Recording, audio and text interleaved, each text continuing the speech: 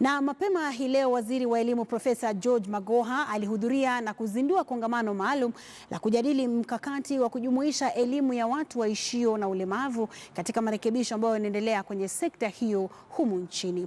Hafla hiyo ilifanywa katika ukumbi wa taasisi ya mafunzo ya elimu ya makundi spesheli KISE. Magoha alikuwa na ujumbe huu. Competency based curriculum. People are going to ask, are we training teachers who are going to take care of the special needs children?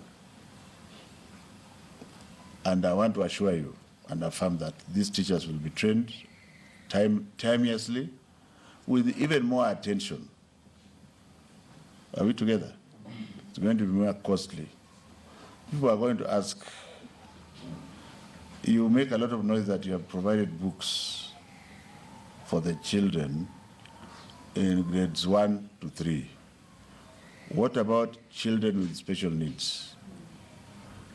And I want to assure you that my attention is going to shift there.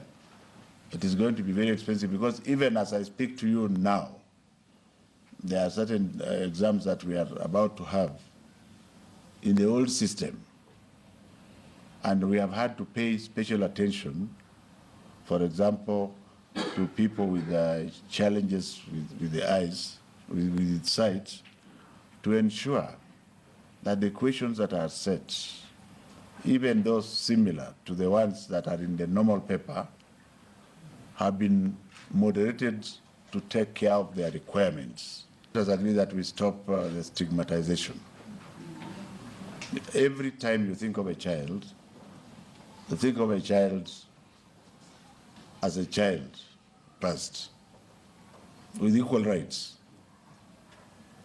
And as the fingers are not the same, there are some children that will require a little bit more attention than the others.